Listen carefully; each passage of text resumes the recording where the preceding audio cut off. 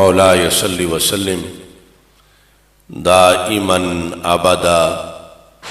على حبيبك خير الخلق كلهم منزه عن شريك في محاسنه فجوهر الحسن فيه غير منقسم محمد تاج رسل الله قاطبة محمد صادق الاقوال والکلم محمد ذکرہ روح لانفسنا محمد شکرہ فرد علی الامم ربی صلی وسلم دائما ابدا علی حبیبک خیر الخلق کلہم۔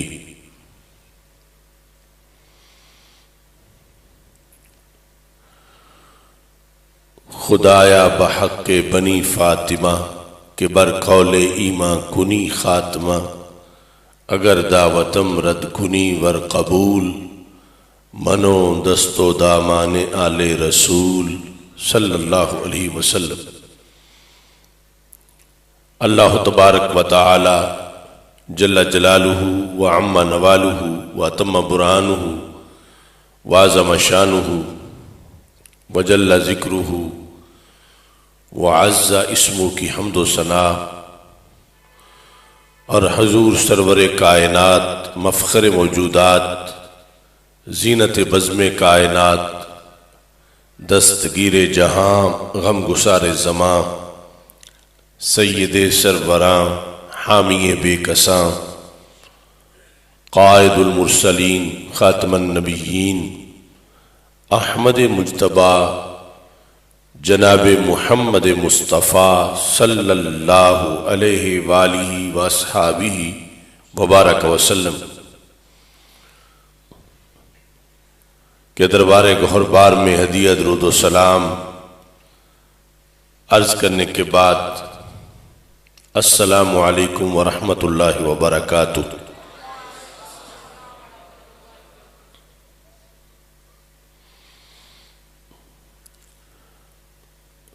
مزید گفتگو سے پہلے ایک بار الحمد شریف اور 3 بار قل شریف پڑھ کے بلغ کریں۔ محترم محمد بوٹا صدیقی صاحب کے والد محترم اور شیخ محمد منور صاحب کی والدہ مرحومہ کے ایصال ثواب کے لیے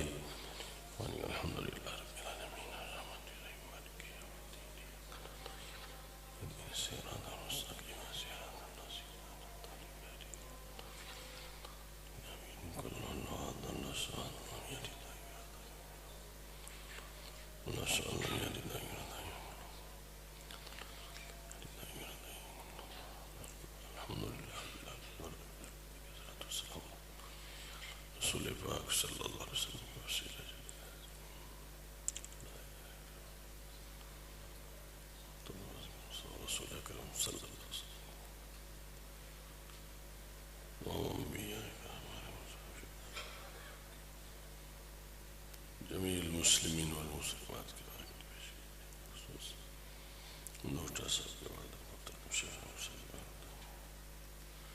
اللہم اغفر لہما وجعل قبورہما روضۃ من ریاض الجنہ وانس وحشتہما فی قبرہما اللہم اغسلہما بالماء والثلج والبرد ونقہم من الخطایا کما ینقی الثوب الابیض من الدنس وصلی اللہ تعالی علی حبیبہ خیر خلقہ سیدنا و مولانا محمد وآلہ وصحبہ اجمعین برحمتک یا ارحم الراحمین۔ رب ذوالجلال کے فضل اور توفیق سے آج جمعۃ المبارک کے موقع پر مرکز صراط مستقیم گوجرانوالا جامع مسجد رضا مجتبیٰ میں احیاء دین کانفرنس کا انعقاد کیا جا رہا ہے۔ آج کی یہ کانفرنس اس موقع پہ کی جا رہی ہے کہ جب بندہ ناچیز کو اس مسجد میں خطابت کے 28 سال مکمل ہو رہے ہیں۔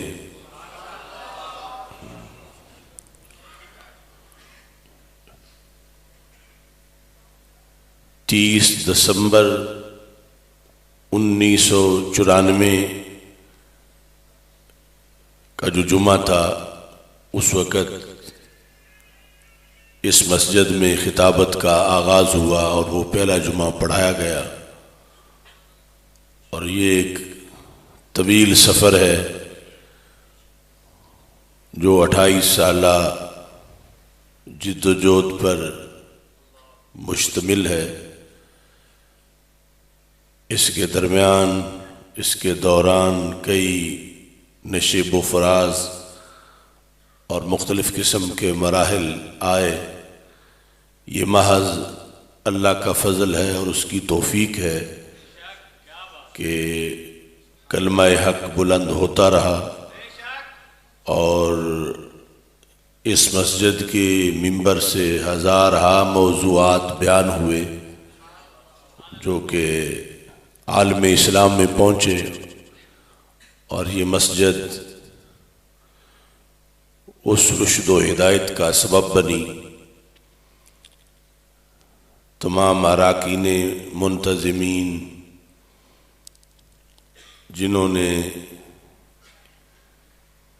اس میں اپنی کاوشیں شامل کیں، رب ذوالجلال وہ حضرات جو دنیا سے چلے گئے انہیں فردوس میں بلند مقام عطا فرمائے، اور جو باقاعد حیات ہیں اللہ ان کو مزید توفیق عطا فرمائے،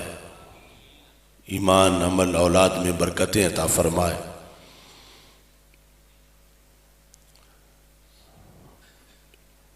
احیاء دین کانفرنس امت مسلمہ کو جو مشن دیا گیا ہے، وہ مشن غلبہ دین اور احیاء دین کا ہے کہ تاجدار ختم نبوت حضرت محمد مصطفیٰ صلی اللہ علیہ وسلم اللہ کی طرف سے جو دین لے کر آئے، اس دین کو ہر طرف غالب کرنا اور اس غلبے کی جد و جہد کرنا، یہ اس امت کی ڈیوٹی ہے۔ اور اس سلسلہ میں سرور کونین حضرت محمد مصطفیٰ صلی اللہ علیہ وسلم نے سب سے زیادہ امت کے علماء کو تاکید کی ہے، اور اس کے ساتھ ساتھ امت کے ہر فرد کا یہ فریضہ ہے کہ وہ دین کو کائنات کے چپے چپے پر غالب کرنے کے لیے اپنے حصے کی کوشش ضرور کرے، کیونکہ ہمارے آقا صلی اللہ علیہ وسلم نے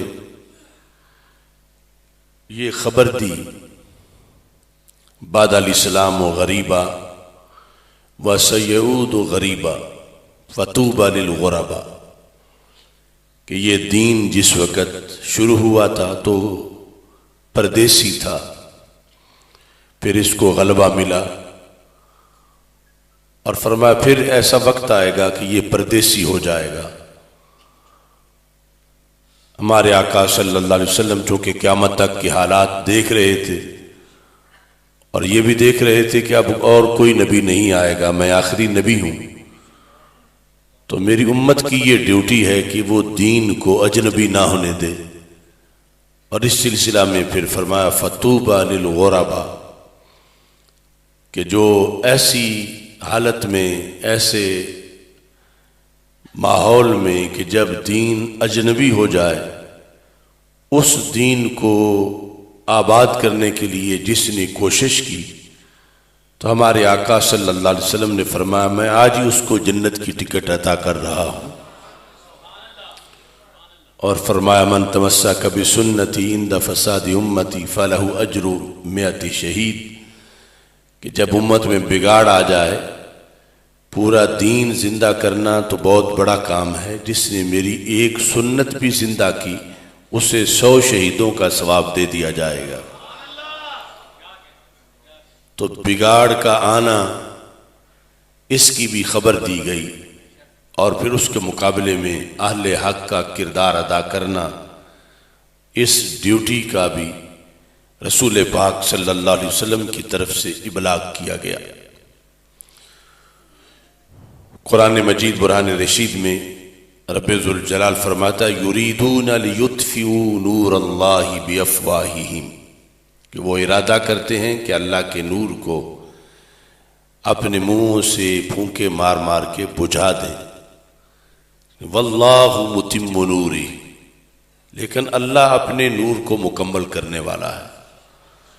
ولو کرہ الکافرون، اگرچہ کافر اس چیز کو ناپسند کریں، رب ذوالجلال اپنے نور کو مکمل کرنے والا ہے۔ تو نبی اکرم نور مجسم شفیع معظم صلی اللہ علیہ وسلم نے امت کو جو اہم ترین مشن عطا کیا، وہ مشن احیاء دین کا مشن ہے، کہ جب دین کمزور ہونے لگے تو اس کے بعد نئے سرے سے اسے تقویت دینا۔ اس کے لیے خود ہمارے آقا صلی اللہ علیہ وسلم نے جو الفاظ استعمال کیے وہ الفاظ احیاء دین کے الفاظ۔ احیاء دین کا معنی ہے دین کو زندہ کرنا۔ اس کا یہ مطلب نہیں کہ پہلے مردہ ہو گیا تھا، بالکل مطلب یہ ہے کہ جو کمزوریاں آ گئی تھیں ان کمزوریوں کو دور کر کے دین کو پھر سے پاورفل کرنا، یہ امت کے افراد کی ڈیوٹی ہے، اور وہ ڈیوٹی پھر درجہ بدرجہ ہے، نصاب کے مطابق ہے۔ جس کے پاس جتنا علم ہے، جتنی ہدایت ہے، جتنا تقویٰ ہے، پارسائی ہے، اس کے مطابق وہ میدان میں آئے اور دین کی جو تعلیمات مٹ گئی ہیں انہیں پھر سے زندہ کرے اور لوگوں کے سامنے پیش کرے۔ اس سلسلہ میں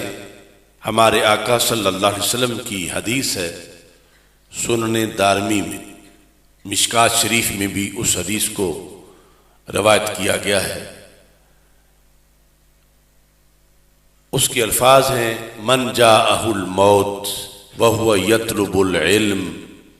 لیحیی بہ الاسلام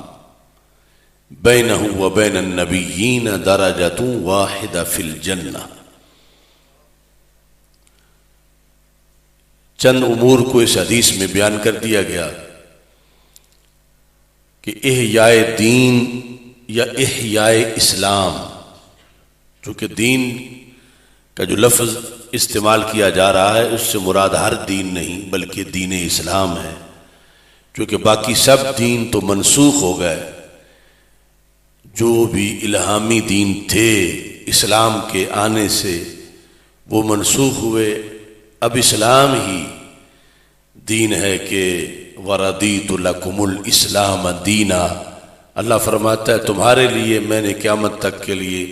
اب دین اسلام کو پسند کیا ہے۔ تو اس دین کی احیاء کی جو تحریک ہے، اس تحریک کو بڑھایا جا سکتا ہے تو علم دین کے ذریعے بڑھایا جا سکتا، اس کے زیر سایہ پھر آگے شعبہ جات۔ اس واسطے ہمارے آقا صلی اللہ علیہ وسلم نے اپنی امت کو جو دین پڑھنے کا مقصد دیا تو اس مقصد کا تذکرہ احیاء دین کی شکل میں کیا، اور پھر اس میں یہ کامیابی بھی بتائی کہ پورا مقصد بندہ حاصل کر لے یہ تو بہت بڑی کامیابی ہے، لیکن یہ رستہ ایسا ہے کہ اگر راستے میں ہی بندے کو موت آ جائے تو پھر بھی رکتا نہیں، جنت میں ضرور پہنچتا ہے، اور جنت میں بھی اس جنت میں پہنچتا ہے بینہ و بین النبیین درجۃ واحدہ فی الجنہ، کہ اس میں اور انبیاء کرام علیہ السلام میں صرف ایک درجے کا فرق باقی رہ جاتا ہے۔ اتنی بڑی منزل ہے یہ جد و جہد، اور اتنا بڑا اس کا انعام ہے۔ ہمارے آقا صلی اللہ علیہ وسلم کے یہ الفاظ ہمارے آقا صلی اللہ علیہ وسلم سے مروی ہیں، من جاءہ الموت وہو یطلب العلم، جسے موت آئی اس حالت میں کہ وہ علم طلب کر رہا تھا۔ یعنی مطلب کیا ہے؟ امام طیبی کہتے ہیں والمعنی من ادرکہ الموت فی حال استمرارہ فی طلب العلم ونشرہ ودعوت الناس الی الطریق المستقیم، جسے موت آئی اس حالت میں کہ وہ علم پڑھ رہا تھا، جو ایک عالم دین کا طریقہ ہے کہ اگرچہ وہ 80 سال کا ہو جائے 100 سال کا ہو جائے اس نے مطالعہ ضرور کرنا ہوتا ہے، یہ طلب علم بھی ہے، اور ساتھ ونشرہ ہی اس کو نشر بھی کر رہا ہے، لکھ بھی رہا ہے، بول بھی رہا ہے، ودعوت الناس، اور لوگوں کو پھر دعوت دے رہا ہے صراط مستقیم کی طرف، الی الطریق المستقیم۔ اور ایسے میں ہی اس کو موت آ گئی تو کیا ہوگا؟ فرمایا فبینہ وبین النبیین درجۃ واحدہ فی الجنہ، کہ اللہ اس کو اتنا نوازے گا، اتنا نوازے گا، اتنا نوازے گا، اس میں اور نبیوں کے درمیان ایک درجے کا فرق رہ جائے گا۔ اگرچہ وہ ایک درجہ بھی اتنا اونچا جتنا زمین سے آسمان اونچا، لیکن وہ کتنے درجوں کو کراس کر کے آگے پہنچ جائے گا۔ اتنا پسند ہے ہمارے آقا صلی اللہ علیہ وسلم کو بندے کا یہ مشغلہ، یہ معمول، یہ رستہ، کہ جس کے نتیجے میں اس کو اتنے بڑے انعام سے نوازا جائے۔ اور یہاں درمیان میں جو یہ بھی اسلام کے لفظ استعمال کیے کہ من جاءہ الموت وہو یطلب العلم، وہ پہلے دن گھر سے نکلا تھا پڑھنے کے لیے، تو اس کے پیش نظر احیاء دین تھا کہ دین پہ حملے ہو رہے ہیں، دین کمزور ہو گیا ہے، دین کی چیزیں مٹ گئی ہیں، دین چھپا لیا گیا ہے، دین میں ملاوٹ کر دی گئی ہے، دین خالص لوگوں کو مل نہیں رہا، دین کے احکام کی جگہ فیشن آ گیا ہے، رسمیں آ گئی ہیں، برا نظام آ گیا ہے، تو میں پڑھوں تو لوگوں کو بتاؤں کہ جس رستے پہ چل رہے ہو وہ غلط ہے اور صحیح رستہ یہ ہے۔ یہ اس کے دل میں جذبہ تھا جب وہ گھر سے پہلے دن نکلا، اور سال ہا سال اس نے پڑھا، یعنی اس کے پیش نظر نہ وظیفہ تھا، نہ تنخواہ تھی، نہ عہدہ تھا، نہ کوئی منصب تھا، نہ کوئی دنیا کا مفاد تھا۔ اس کے دل میں یہ جذبہ تھا کہ اندھیرے کیوں چھائے ہیں، میں سویروں کا اہتمام کروں،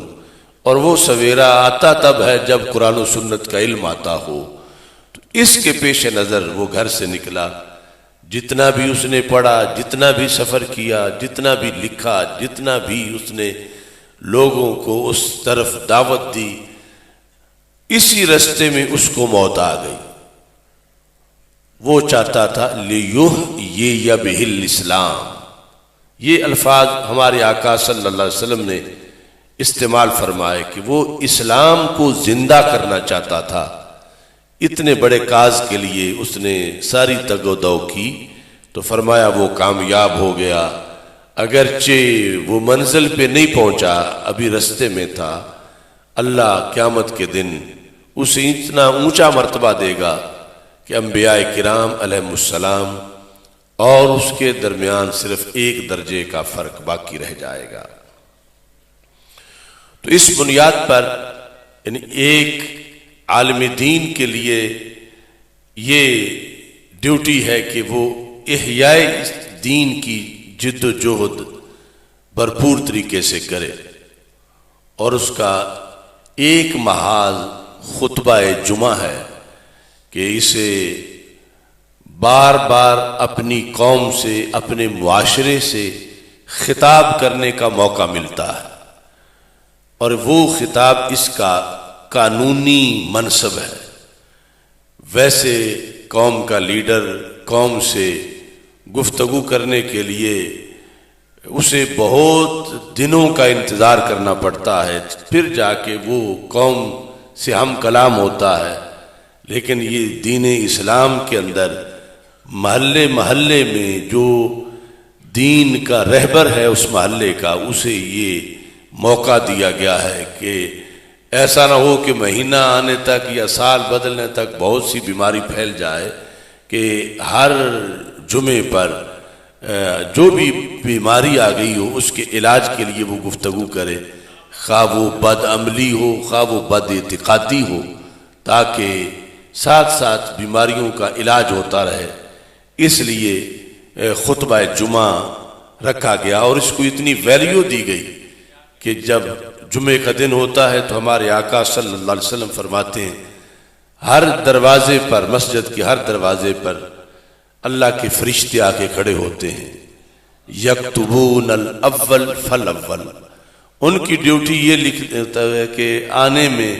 کون پہلے نمبر پہ آیا ہے، کون دوسرے نمبر پہ آیا ہے، کون تیسرے نمبر پہ،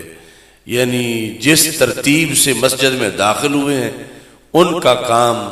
وہ ترتیب وار سب کو لکھنا ہے۔ لیکن یہ ترتیب اس وقت تک ہے جب تک خطیب خطبہ شروع نہ کرے۔ فرمایا اذا خرج الخطیب اذا خرج الامام، یعنی وہاں لفظ امام کے مراد خطیب ہے، یعنی جو خطبہ شروع کرے۔ فرمایا جس وقت وہ آتا ہے طوى الصحف، وہ اپنے رجسٹر لپیٹ دیتے ہیں۔ لپیٹ کے کیا کرتے ہیں؟ یستمعون الذکر، وہ خطیب کی تقریر سنتے ہیں۔ یعنی وہ نوری مخلوق جو ہے وہ پھر اس طرف ہے کہ یہ کیا تیار کر کے لایا ہے لوگوں کے لیے، یہ کیا غذا دے رہا ہے، کتنی اہم بات کر رہا ہے۔ تو اس سے یہ بھی پتہ چلتا ہے کہ اسے کتنا اہتمام کرنا چاہیے گفتگو کے لیے، کیونکہ اس کا ہر لفظ ویسے کرامن کاتبین بھی نوٹ کریں گے، لیکن یہ جو رجسٹر لے کے آئے ہوئے ہیں جن کو اتنا اس سلسلے میں شوق ہے کہ اب ہم نے وہ ڈیوٹی جتنی کرنی تھی کر لی، اب اگلا کام یہ ہے کہ ہم نے خطیب کی تقریر سننی ہے۔ وہ ہر مسجد کا جو خطیب ہے اس کی تقریر کے لیے پھر وہ لوگوں کے ساتھ بیٹھ جاتے ہیں اور اس خطیب کو سنتے ہیں، نوٹ کرتے ہیں۔ تو اس بنیاد پر یعنی یہ جو غلبہ اسلام کی جد و جہد ہے، اس میں جمعے کے خطبے کا بہت بڑا کردار ہے، بہت بڑا دخل ہے۔ پھر اس میں موضوعات کا بہت بڑا دخل ہے۔ الاہم فالاہم، تو ہر حکم قرآن کا، ہر موضوع قرآن و سنت کا بڑا ضروری ہے، لیکن ترجیح کی بنیادیں بھی کچھ ہوتی ہیں۔ ہو سکتا ہے کہ کوئی بیماری اتنی مہلک نہ ہو اور دوسری اس کے مقابلے میں بہت زیادہ مہلک ہو اور وہ زیادہ پھیل رہی ہو، تو پھر اس کا جلد علاج کرنا ہوگا، اور اس بنیاد پر جلد احکام پہنچانا کہ اب بیماری کون سی ہے اور اس کا علاج کیا ہے۔ اگر خطیب وہ باخبر ہو حالات سے اور بیماریوں سے اور علاج کر سکتا ہو، تو پھر اس کے لیے اس بیماری کا علاج سر فہرست کرنا ضروری ہے جو قریب آ گئی ہے اور لوگ اس کی وجہ سے دھڑا دھڑ جو ہے وہ اپنی ایمانی یا روحانی موت پر پہنچ رہے ہیں۔ تو اس بیماری کا علاج کر کے اسلام کو تقویت پہنچائی جائے اور جو چیزیں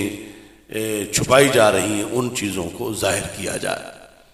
تو اللہ کا یہ فضل ہے کہ ہماری اس مسجد میں جو خطابت ہے اس کی 28 سال اسی مشن پہ گزرے ہیں کہ اللہ کے احکام کو ظاہر کیا جائے، قرآن و سنت کے موضوعات کو اجاگر کیا جائے اور بیج تو کاشت کیا جائے، پھر فصل کے اگنے کا انتظار کیا جائے، اور جو بھی عملی طور پر یا اعتقادی طور پر چیز نقصان دے رہی ہے اس کا بر وقت قلع کما کیا جائے۔ تو اس سلسلہ میں آپ حضرات نے جنہوں نے زیادہ موضوعات سنے ہیں، کیونکہ بہت سے دوست دنیا سے رخصت بھی ہو چکے ہیں، اللہ ان کی قبریں منور کرے، اور بہت سے حضرات ایسے بھی ہیں جن کے پاس کافی لکھا ہوا ہے، جو ہر جمعے وہ سنتے رہے، لکھتے رہے، اور اس طرح ایک ذخیرہ تیار کیا۔ جو اکثر موضوعات ہیں ہمارے، ان کی ویسے تو ہزارہا اقسام ہیں، لیکن دو موضوعات پر بہت زیادہ گفتگو کی گئی۔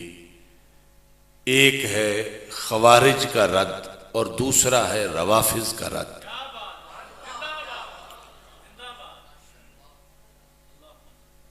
اور اس سلسلہ میں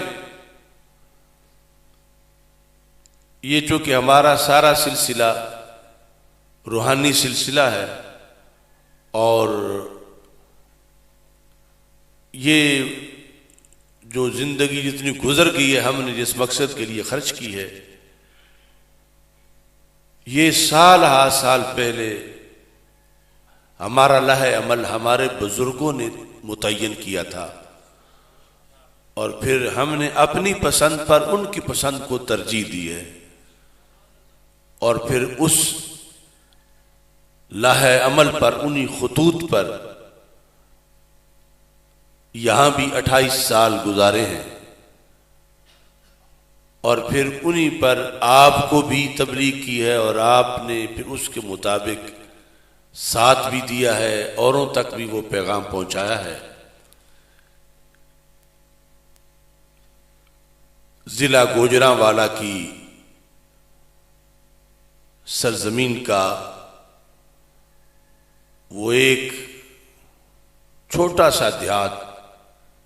جس کو حضرت کیلیاں والا شریف کہا جاتا ہے،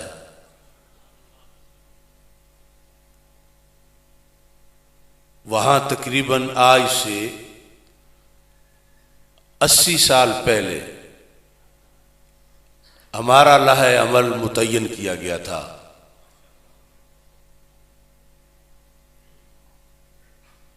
اگرچہ اس لہے عمل پہ چلنا، نبھانا مشکل بڑا ہے، لیکن یہ اللہ کا فضل ہے اور اس کی توفیق ہے کہ اس پر ہی اب تک قائم ہیں، اور جو چیز بھی اس کے مقابلے میں آئی ہے، خواہ کتنی بڑی تھی، اللہ نے ہمیں وہ مقابلے میں آنے والی چیز جس کے بظاہر کتنا ہی فائدہ کیوں نہ ہو، اسے مسترد کرنے کی توفیق دی، اور ہم نے اس لہے عمل کو ہمیشہ ترجیح دی۔ یہ میرے پاس وہ لہے عمل لکھا ہوا ہے، یہ کتاب ہے الانسان فی القرآن۔ یہ کتاب اس ہستی کی ہے جنہوں نے بنجر زمینوں میں تقوی کے بیج بوئے، حضرت شیر ربانی رحمۃ اللہ علیہ سے فیض حاصل کیا، اور آگے وہ فیوز و برکات تقسیم کیے، اور ایسے ایسے رجال دین تیار کیے کہ جن کی علم کی کرنیں پھر ہزاروں اور لاکھوں کروڑوں تک پہنچی۔ یہ جس ہستی کی کتاب ہے ان کے خلفاء میں ہیں میرے شیخ کامل حافظ الحدیث امام اہل سنت پیر سید محمد جلال الدین شاہ صاحب رحمہ اللہ تعالی، اور بحر العلوم حضرت مولانا محمد نواز کیلانی رحمہ اللہ تعالی، ایسی ہستیاں۔ الانسان فی القرآن. قبلہ عالم حضرت پیر سید محمد نور الحسن شاہ صاحب بخاری قدس سر العزیز آستانہ عالیہ مقدسہ حضرت کہنا والا شریف، آپ نے اس کتاب کے اندر دو شعبوں پر کام کرنے کی طرف متوجہ کیا، اور ہمارے سارے عقیدہ توحید سیمینارز اور رفض کے خلاف سارے پروگرام انہی ارشادات کی روشنی میں ہیں. صفحہ نمبر 343 پر یہ جو الانسان فی القرآن، اس کتاب کا جو 343 صفحہ ہے، یہاں آپ کا وہ ارشاد موجود ہے، اور اس ارشاد کی ایک ایک لفظ کے اندر جیسے منزل کا تعین ہے، ایسے ہی یہ بھی پھر آج آپ دیکھ سکیں گے کہ اتنے سالوں کے گزر جانے کے باوجود اللہ کے اس عظیم ولی کے الفاظ کو عملاً زندہ رکھنے کی توفیق بھی اللہ نے کمزور بندوں کو عطا فرما رکھی ہے. اور یہ بھی آپ کو اطمینان ہوگا کہ ہمارے کھاتے میں جو شدت اور سختی وغیرہ کے الزامات ڈالے جاتے ہیں کہ سخت بہت ہیں، شدت بڑی ہے، تو یہ ہمارا کوئی ذاتی فارمولہ نہیں، یہ ان بزرگوں کا فارمولہ ہے کہ جن کی تعلیمات نور ہی نور ہیں. آپ فرماتے ہیں کہ ابلیس لعین نے دو گروہوں کو جدھر ان کے نفس کا میلان پایا ہے دھوکہ دیا ہے. یعنی دو گروہ ایسے ہیں ان کو شیطان نے دھوکہ دیتے وقت اس چیز کو پیش نظر رکھا ہے کہ ان کا اپنا میلان کدھر ہے، اور پھر اس میلان کو سامنے رکھ کے شیطان نے ان کے خد و خال استوار کیے ہیں اور انہیں اپنے جال میں پھنسایا. ابلیس لعین نے دو گروہوں کو جدھر ان کے نفس کا میلان پایا ہے دھوکہ دیا ہے.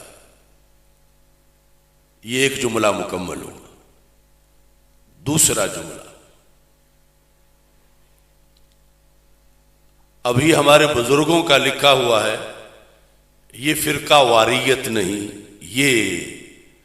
ہماری وراثت ہے، اللہ کے بزرگوں کی طرف سے ہمیں دیا ہوا مشن ہے. دوسرا جملہ فرماتے ہیں حضرات شیعہ کو محبت اہل بیت رضی اللہ تعالی عنہ اور آل اطہار کا دھوکہ دیا ہے، اور وہ نہیں جانتے کہ محبت کیا ہے اور اس کا عمل کس طرح ہوا کرتا ہے، اور محبت کی اصل اور حقیقت کو نہیں جانتے. یعنی یہ جو روافض ہیں، شیعہ ہیں، یہ مزید جو گمراہی کی طرف پہنچے تو اس گمراہی کا ذریعہ، یعنی جو بظاہر ان کے سامنے ماٹو تھا اور کاز تھا، وہ یہی تھا کہ محبت اہل بیت رضی اللہ تعالی عنہم کے ہم علمبردار ہیں، اور یہ چیز ان کے سامنے رکھی گئی. کس کی طرف سے اور اس کا نتیجہ کیا تھا؟ تو آپ کے الفاظ پھر سنو. فرماتے ہیں حضرات شیعہ کو محبت اہل بیت اور آل اطہار رضی اللہ تعالی عنہم کا دھوکہ دیا ہے. کس نے؟ شیطان نے. اور وہ نہیں جانتے کہ محبت کیا ہے. آج ہمارا اس وقت کا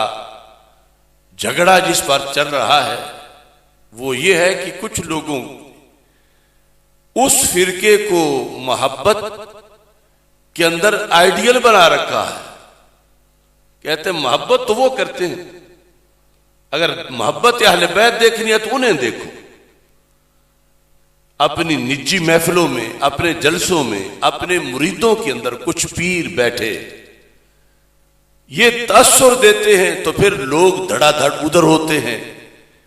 کہ جیسے وہ پیٹتے ہیں ہم بھی پیٹیں، جیسے وہ کالے کپڑے پہنتے ہم بھی کریں، جیسے ان کا خطیب کرتا ہے ہمارا خطیب بھی کرے، جیسے ان کا نقیب کرتا ہے ہمارا نقیب بھی کرے. جو شعر وہ پڑھ رہے ہیں وہ شعر ہم بھی پڑھیں. تو میرے پیر کے پیر نے فرمایا تھا یہ ان کے لیے دھوکہ ہے شیطان کا. یعنی یہ شیطانی دھوکہ ہے. وہ کیا جانے کہ محبت اہل بیت کیا ہوتی ہے، انہیں خبر ہی نہیں محبت اہل بیت کی حقیقت کی، انہیں معلوم ہی نہیں. تو مطلب یہ واضح کیا کہ اگر کوئی شیطان کے دھوکے میں آنا چاہتا ہے تو پھر ان کے لیے نرم گوشہ بھی رکھے، ان کے پاس جا بیٹھے، ان سے روابط قائم رکھے اگر شیطان کے جال میں پھنسنا ہے. اور اگر کوئی اپنا ایمان بھی بچانا چاہتا ہے اور اوروں کا ایمان بھی بچانا چاہتا ہے تو پھر کمر ہمت باندھ کے ان کے مقابلے میں کھڑا ہو جائے. کیونکہ ان کے مقابلے میں کھڑا ہونا یہ ابلیس کا مقابلہ ہوگا. پھر ابلیس کا جو حملہ ہے دین کے خلاف، اس کے مقابلے میں یہ احیاء کی تحریک بنے گی، دین کو زندہ کرنا. اور اگر انہی کے ساتھ جا کر بیٹھ گیا تو پھر جیسے وہ شکار ہیں ابلیس کا تو یہ بھی ساتھ ہی شکار ہو جائے. یہ ایک حصہ گفتگو کا مکمل ہوا. جو کہا تھا کہ ابلیس لعین نے دو گروہوں کو جدھر ان کے نفس کا میلان پایا ہے اسی ذریعے سے دھوکہ دیا کہ ان کا نفس کا میلان جو تھا وہ محبت اہل بیت رضی اللہ تعالیٰ عنہ کی طرف تھا. تو انہیں جو محبت اہل بیت نہیں تھی وہ محبت اہل بیت بنا کے پیش کی اور انہوں نے اسی کا دھندا شروع کر دیا. یہ ایک گروہ. دوسرا گروہ کہتے ہیں اور حضرات وہابیہ نجدیہ کو توحید کا دھوکہ دیا ہے. یہ ہے پیر سید نور الحسن شاہ صاحب بخاری قدس سر العزیز. اور حضرات وہابیہ نجدیہ کو توحید کا دھوکہ دیا ہے. یعنی ان کی رغبت ادھر دیکھی ہے تو انہیں شیطان نے وہ کچھ توحید بنا کے دکھائی ہے جو توحید نہیں. اور فرماتے ہیں وہ نہیں جانتے کہ توحید کس کو کہتے ہیں، توحید کس کو کہتے ہیں، اور اس کی حقیقت سے ناشناسا اور عامہ ہو رہے. لہذا جو پیر، جو مبلغ، جو عالم، جو مفتی، جو رہبر اپنی نجی محفل میں یا برسریام یہ تاثر دیتا ہے کہ توحید کو تو وہ مانتے ہیں، توحید سیکھنی ہے تو پھر کمال ہے ان کے پاس، ادھر جاؤ. تو یہ پیر سید نور الحسن شاہ صاحب بخاری رحمت اللہ علیہ آپ کا فتویٰ ہے کہ جو یہ تاثر دے رہا ہے یہ خود بھی شیطان کے جال میں پھنسا ہے اور اوروں کو بھی پھنسا رہا ہے. یہ دو بڑے جو دھوکے تھے ان کے خلاف کمر ہمت باندھ کے کھڑا ہو جانا، یہ 80 سال پہلے ہمارا لائحہ عمل طے کیا گیا تھا، اور یہ 28 سال اس مسجد میں تم اس پر گواہی دیکھ سکتے ہو کہ اللہ کا فضل ہے، ہم نے ان دونوں محاذوں پر دشمن کو پسپا کیا ہے۔ اور یہ کوئی ہماری اپنی چوائس نہیں تھی کہ یہ ہمارے بڑوں کی چوائس، اور ان بڑوں کی چوائس جو ہے وہ اللہ اور اس کے رسول علیہ السلام کی رضا کے تابع ہے اور اس کی خوشنودی پر ہے، اور ہمیں یہ سعادت حاصل ہے کہ ہم نے جن کے ہاتھوں میں ہاتھ دیا وہ یعنی مسلکی طور پر کتنے پختہ ہیں، اور ان کی نگاہ کتنی تیز ہے، اور کہاں تک وہ دیکھتے ہیں کہ حالات کیا سے کیا ہوں گے، اور اس کے مقابلے میں کس کس جہت میں کھڑے ہو کر کام کرنے کی ضرورت ہے۔ اب یہ دونوں فتنے جو ہیں ان کے اثرات اپنی اپنی جگہ بڑے مہلک ہیں، بہت زیادہ، ہزاروں لاکھوں لوگوں کا ایمان تباہ کرنے والے یہ فتنے جو ہیں، رب ذوالجلال نے ان کو جڑ سے اکھاڑنے کے لیے ہمیں عقیدہ توحید سیمینارز کی بھی توفیق عطا فرمائی، اور ہم میں رد روافظ کی بھی توفیق عطا فرمائی۔ اور اس میں اب یہ ضمناً ذہن میں بٹھانا ضروری ہے کہ اگر صرف کوئی میری طرف یا میرے جیسے چھوٹے بندے کی طرف دیکھ کے کوئی ان موضوعات پر تبصرہ کرتا ہے تو پھر وہ کہے گا کہ یہ ہو سکتا ہے انہیں اور آتا کچھ نہیں، یہ تنگ نظر ہیں، یہ کبھی اس کا رد کرتے ہیں کبھی اس کا رد کرتے ہیں، لیکن جب وہ نگاہ اٹھا کے نور الحسن کے نور کو دیکھے اور وہ روحانیت اور معرفت کے جو ایک شاہکار اور بحر ناپیدا کنار ہیں، جنہوں نے حضرت شیر ربانی رحمت اللہ علیہ سے فیوز و برکات حاصل کیے، اور ان کی ایک جھلک کو حافظ الحدیث سید محمد جلال الدین شاہ صاحب رحمت اللہ علیہ کہا جاتا ہے، اسے پتہ چلے گا کہ یہ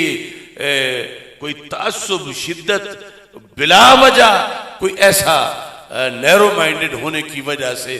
ایسا سلسلہ نہیں ہے، بلکہ احیاء اسلام اور احیاء دین کا مدار جس تحریک پر ہے، اللہ کے فضل سے یہ اسی تحریک کا آگے کردار ادا کیا جا رہا ہے جو ان بزرگوں نے اپنے اپنے عہد میں اپنی مقدس زبانوں سے، اپنے قلم سے جو پیغام دیا، اور وہ اس وقت کسی مصلحت کا شکار نہیں ہوئے۔ یعنی یوں بھی تو بات کی جا سکتی تھی کہ کچھ لوگوں کو شیطان نے محبت اہل بیت کا دھوکہ دیا ہے، کچھ لوگوں کو شیطان نے توحید کا دھوکہ دیا ہے، لیکن سید نور الحسن شاہ صاحب بخاری نے کچھ لوگوں کا لفظ نہیں بولا، بلکہ ادھر شیعہ کا لفظ بولا ہے اور ادھر وہابی کا لفظ بولا ہے، اور یہ بتایا ہے کہ میں سنیوں کا مرشد ہوں، سنیوں کا پیر ہوں، اور سنی ہیں کہ جن کو رب ذوالجلال نے ولایت کے شاکار بھی دیے ہیں اور فقاہت کے انوار بھی عطا فرمائے ہیں۔ اس سلسلہ کے اندر پہلے بھی جو تعلیمات تھی، مثلا اس میں امام ابن جوزی کی کتاب ہے تلبیس ابلیس، تلبیس ابلیس کے اندر امام ابن جوزی نے جو لکھا، اس میں انہوں نے ایک باب جو قائم کیا وہ ہے ذکر تلبیس ابلیس علی الخوارج، کہ ابلیس نے خوارج کو کیسے دھوکہ دیا۔ یہ لکھنے کے بعد ذکر تلبیس ہی علی الرافضہ، روافض کو اس نے کیسے دھوکہ دیا۔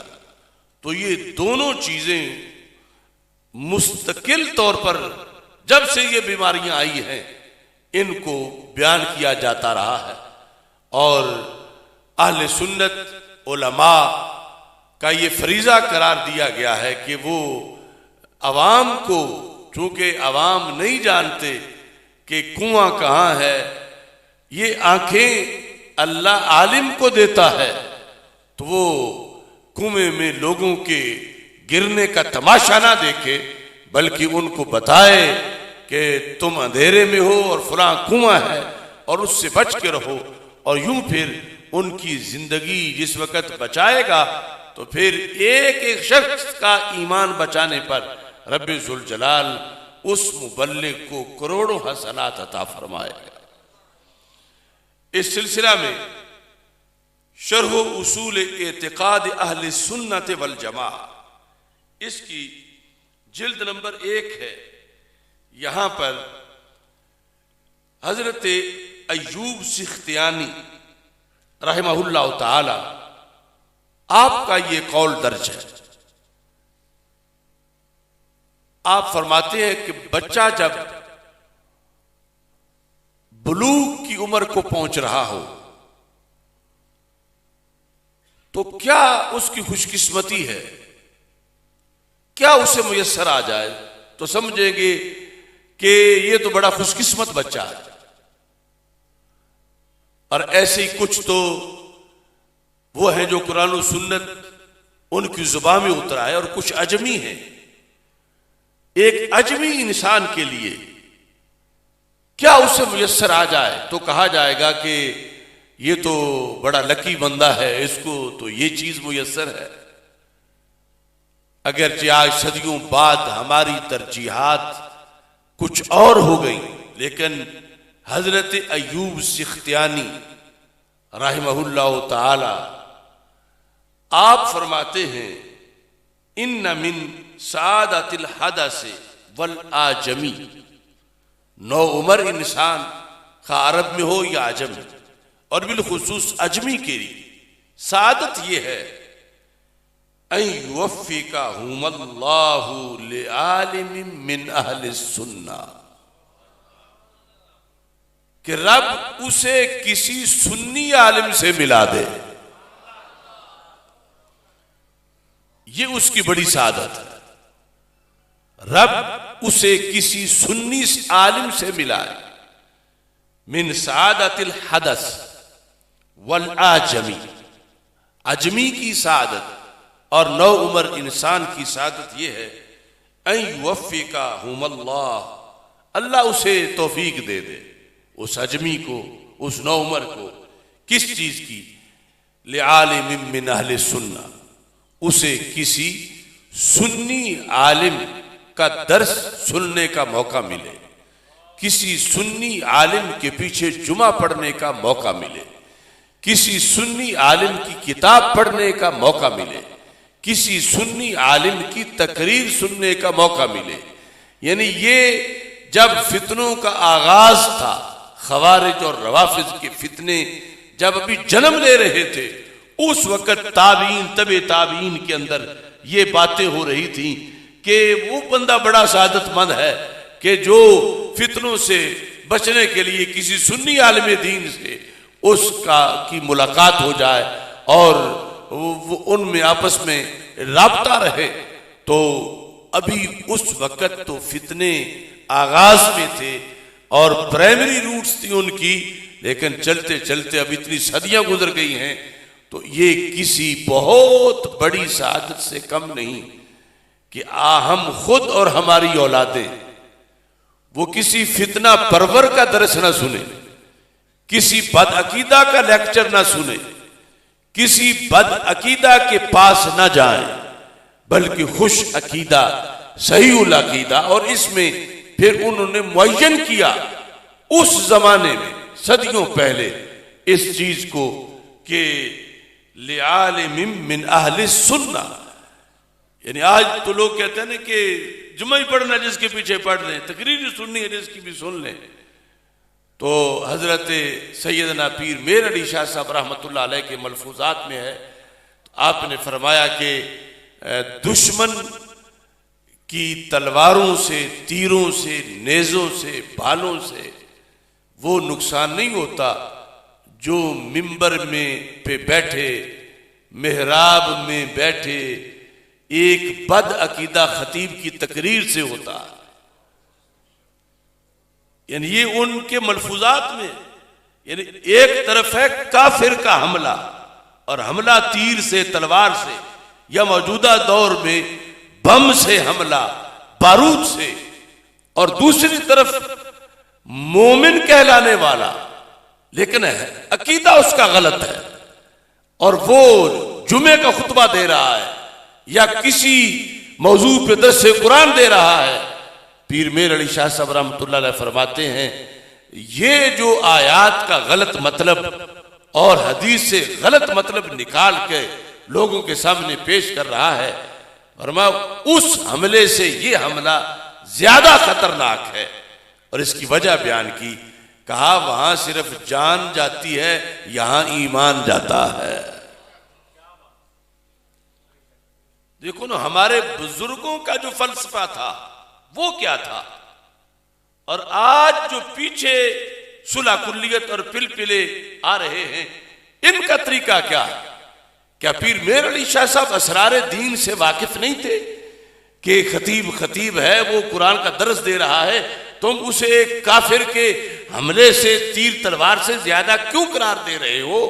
اور کیا پیر سید نور الحسن شاہ صاحب بخاری وہ واقف نہیں تھے کہ انہوں نے شیطان کی چالوں کا نام، دو فرقوں کا نام لے کر اس کو واضح کیا، اور شروع میں یعنی وہ زمانہ جو صحابہ و تابعین اور تبع تابعین کا زمانہ ہے، اس میں یہ کہا جا رہا تھا کہ اگر بچوں کی پرورش کرنی ہے تو ان کا استاد کوئی سنی ڈھونڈ کے رکھو، کوئی بد عقیدہ ان کے متھے نہ لگاؤ، اگر بد عقیدہ لگاؤ گے تو قیامت تک نسلیں برباد ہو جائیں۔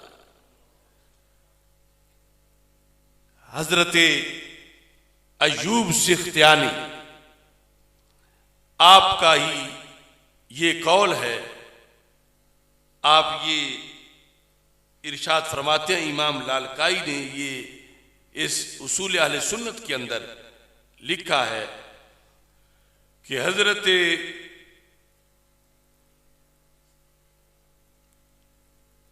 ایوب سختیانی کے پاس حماد بن زید آئے، اور وقت یہ تھا کہ حضرت شعیب بن حبحاب کا وصال ہو چکا تھا، اور ایوب سختیانی حضرت شعیب بن حبحاب کو غسل دے رہے تھے۔ غسل دینے کے دوران انہوں نے یہ جملہ بولا جس کو پھر حماد بن زید نے آگے روایت کیا، اور وہ پھر اصول اعتقاد اہل سنہ کے اندر لالکائی نے سند سے اس کو ذکر کیا۔ وہ یہ تھا، کہنے لگے ان الذین یتمنون موت اہل السنہ یریدون ان یطفئوا نور اللہ بافواہہم، کہ جو کسی سنی کی موت کی تمنا کرے، مراد ہے جو سنی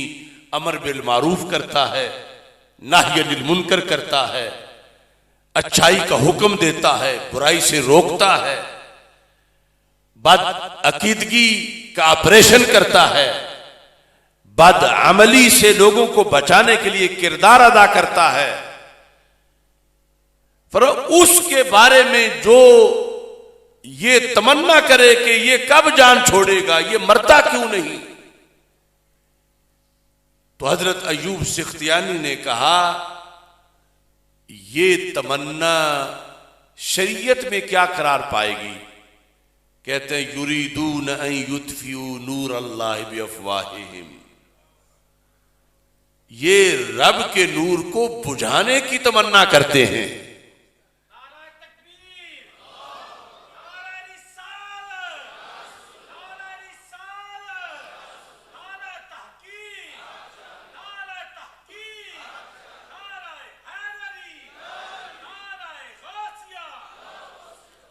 اب ان کی تفسیر کے مطابق جو میں نے آیت کریمہ پڑھی، یریدون لیطفئوا نور اللہ بافواہہم واللہ متم نورہ ولو کرہ الکافرون، کہ ایک سنی عالم دین جو متبحر عالم دین ہے اور عقیدے پر کمپرومائز نہیں کرتا اور بدی کے مقابلے میں ڈٹ کے کھڑا ہے، وہ بھی اللہ کے نور میں سے ایک نور ہے، اور اس کی بقا اللہ کے نور کی بقا ہے، اور اس کے لیے یہ تمنا کوئی کرے کہ یہ فوت ہو، یہ ہے اللہ کے نور کو بجھانے والی بات۔ اور خالق کائنات جل جلالہ فرماتا واللہ متم نورہ ولو کرہ الکافرون، قیامت تک نسلیں برباد نہیں ہوں گی، روئے زمین پہ کوئی نہ کوئی ہر علاقے میں ایسا ہوگا جو قرآن و سنت کی دعوت دیتا رہے گا۔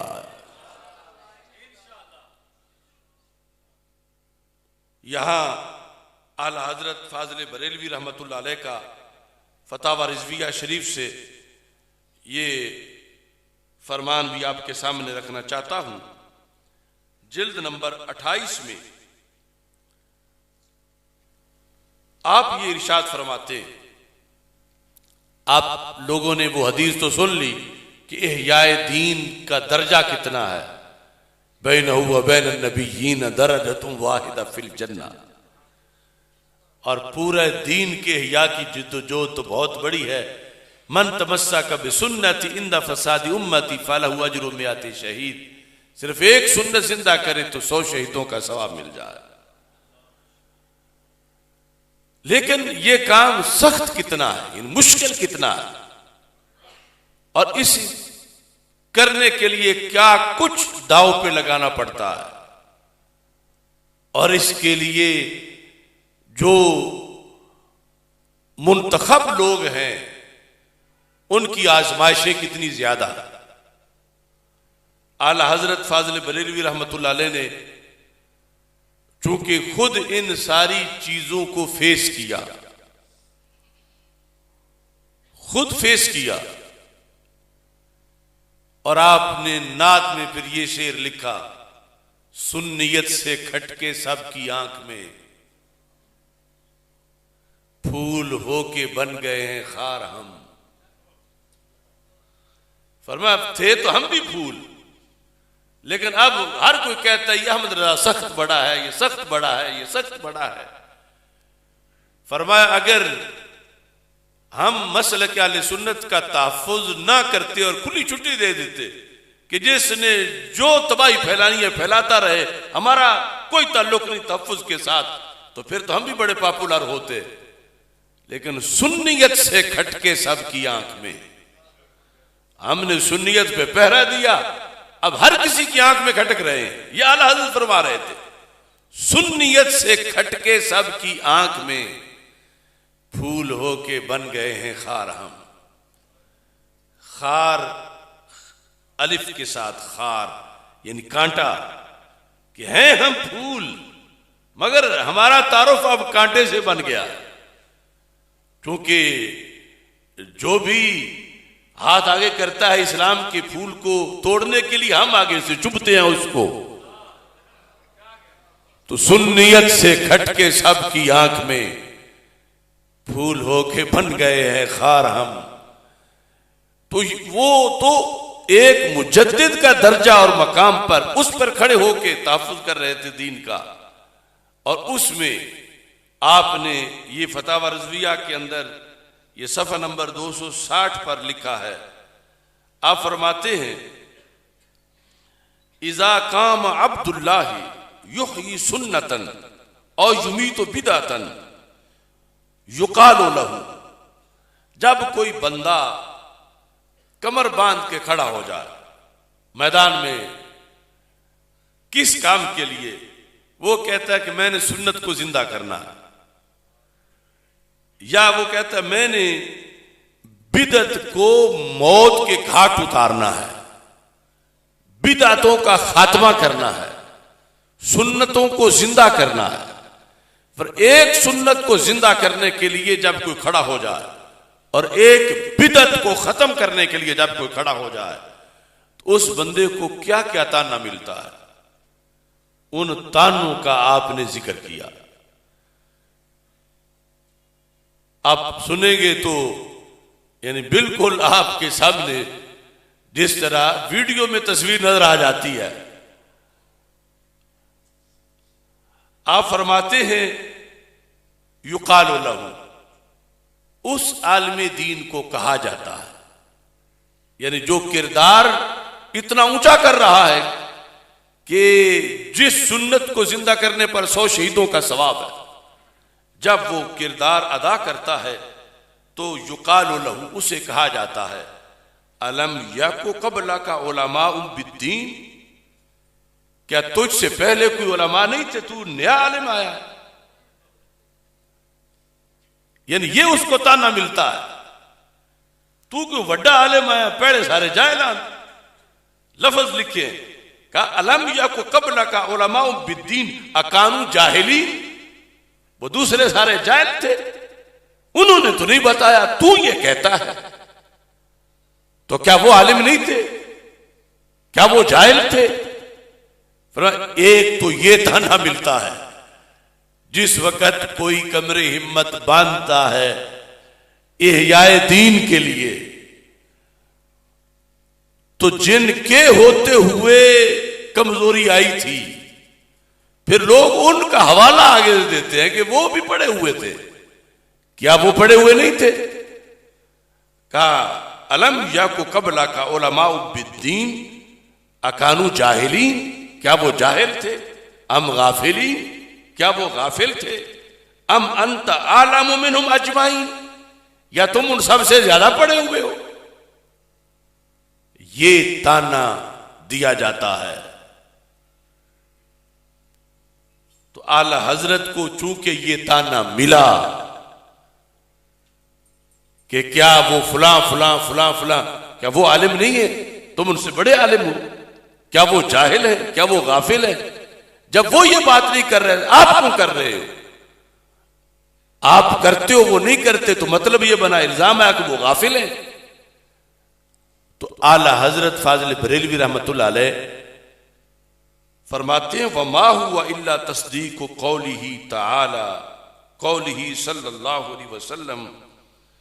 لَيَأْتِيَنَّ عَلَى النَّاسِ زَمَانٌ. فرمایا یہ جو کچھ ہو رہا ہے، جو میں نے اپنی آنکھوں سے دیکھا، حق بولنے پر جو مجھے کہا گیا، اعلی حضرت کہتے ہیں جو یہ تانا دیا جاتا ہے اکانوا جاہلین اکانوا غافلین ام انت اعلم منہم، کیا آپ زیادہ پڑے ہوئے ہیں، کیا وہ نہیں پڑے ہوئے؟ تو فرماتے ہیں اسی چیز کا ذکر کیا تھا رسول پاک صلی اللہ علیہ وسلم نے حدیث میں کہ ایک زمانہ ایسا آئے گا. یہ اس حدیث کے مطابق کیا جو کچھ ہو رہا ہے. ہم اس کے سامنے کیوں دستبردار ہو جائیں کہ یہ تانے ہیں تو ہم کدھر جائیں گے؟ فرمایا یہ تو وہی ہے جو حدیث میں ہے. کون سی حدیث میں؟ کہ رسول پاک صلی اللہ علیہ وسلم نے فرمایا لَيَأْتِيَنَّ عَلَى النَّاسِ زَمَانٌ، ضرور بھی ضرور لوگوں پر ایک زمانہ آئے گا. وہ کیسا ہوگا؟ وَيُكَذَّبُ فِيهِ الصَّادِقُ، جس میں سچے کو جھٹلایا جائے گا. وَيُصَدَّقُ فِيهِ الْكَاذِبُ، اور جھوٹے کی تصدیق کی جائے گی. یعنی سچے کو جھٹلایا جائے گا اور جھوٹے کو سچا کہا جائے گا. اس زمانے کی آنے کی خبر دی گئی تھی. فرمایا ہم نے اپنی آنکھوں سے دیکھ لیا کہ ہم نے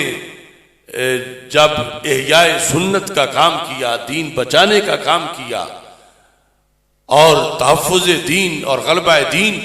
اور احیاء دین کا کام کیا، تو یہ جو کچھ ہمیں کہا جا رہا ہے یہ کوئی ہمارے لیے تعجب کی بات نہیں ہے، جو کہ نبی اکرم نور مجسم شفیع معظم صلی اللہ علیہ وسلم پہلے یہ فرما چکے ہیں کہ میرے دین کے مبلغ کو حوصلہ بڑا رکھنا چاہیے اور اس سے یعنی ان چیزوں سے مایوس نہیں ہونا چاہیے کہ مجھے کیا کہا جا رہا ہے اور کیسے کہا جا رہا ہے. یہ ساری چیزیں اس کے رستے میں آئیں گی، لیکن اس کا یہ وظیفہ ہے، یہ ڈیوٹی ہے کہ وہ احیاء دین کے لیے کام کرے. یہ دیکھے کہ دوائی کون سی چاہیے.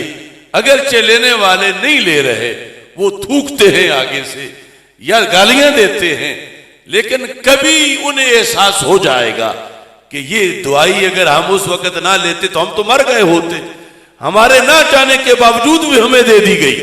اور اس طرح یعنی ایسے حالات بدلتے رہیں گے اور نتیجہ یہ نکلے گا. فرمایا لن یزال امر هذه الامه مستقیما. پہلی امتیں تھیں جہاں مبلغ جو ہیں وہ ڈھیلے ہو جاتے تھے اور جہاں لوگ جو ہیں وہ حق کہنے سے دستبردار ہو جاتے تھے اور پھر جا کے کفر چھا جاتا تھا اور پھر نئے نبی آتے تھے. فرمایا میرے بعد کوئی نبی نہیں آئے گا اور کفر بھی نہیں چاہے گا. ہر دور میں میری امت میں ایسے رجال پیدا ہوتے رہیں گے.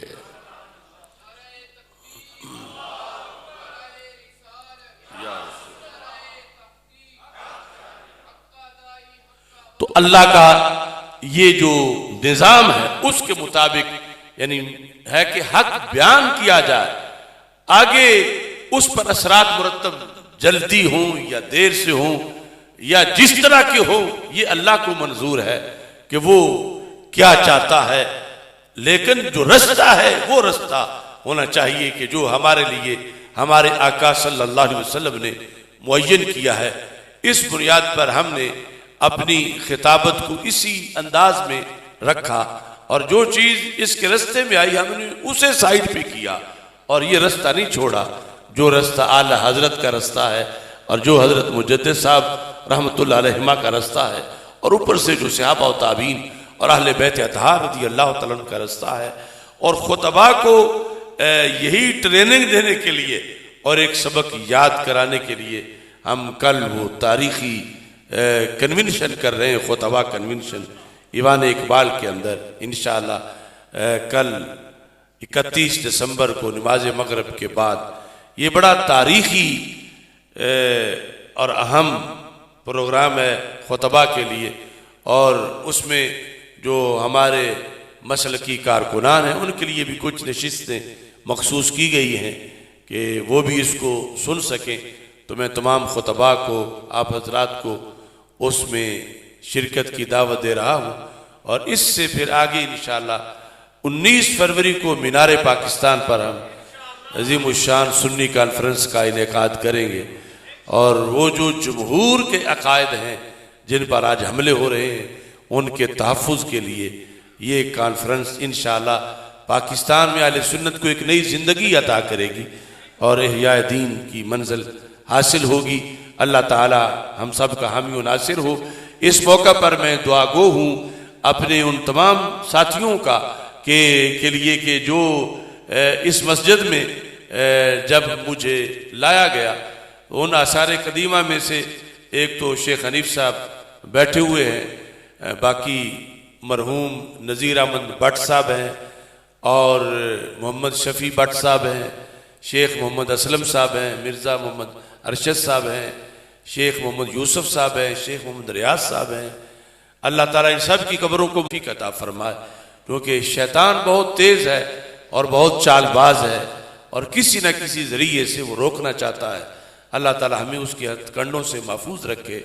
وآخر دعوایا ان الحمد للہ رب العالمین.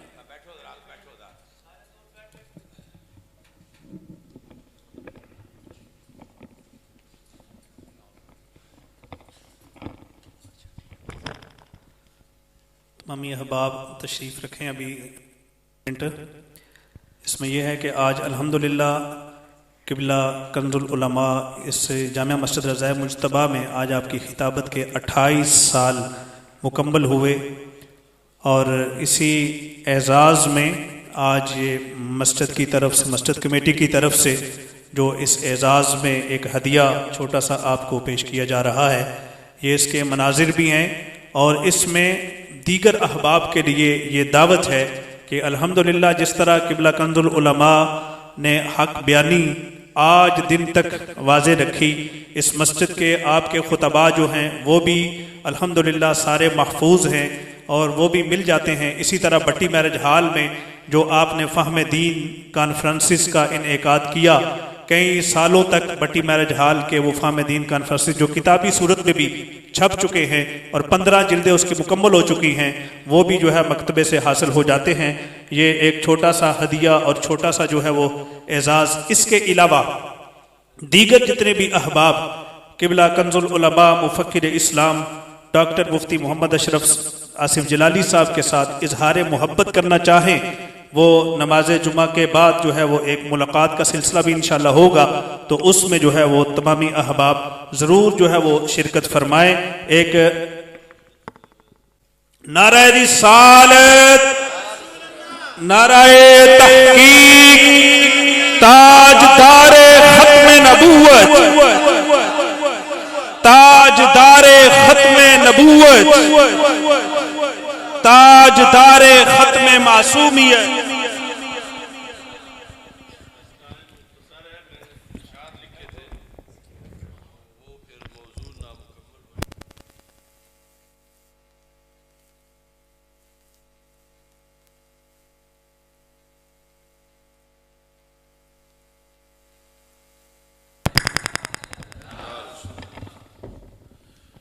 اس دین کی شان انوکھی ہے، اس دین کی شان نرالی ہے، اللہ پہ بھروسہ ہے اپنا، پھر شاہ مدینہ والی ہے۔ وہ مسجد چیدہ چیدہ ہے جس میں بے داغ عقیدہ ہے، زرخیز اجالا ہے جس کا گلشن کا رنگ بلالی ہے، یا فکر رضا کا ہے خرمن، پیغام صحابہ و پنجتن، یہ فکر مجدد کا مرکز، یہ غوث کی بھی متوالی ہے، یا سچ نے دھوم مچائی ہے، رحمت کی بدلی چھائی ہے، یا علم کے دریا بہتے ہیں، یا دین بھری خوشحالی ہے، یا حق کے بنے سپاہی ہیں، یوں گزرے سال 28 ہیں، محراب پہ دین کا جھنڈا ہے، منبر کا روپ جلالی ہے۔ وآخر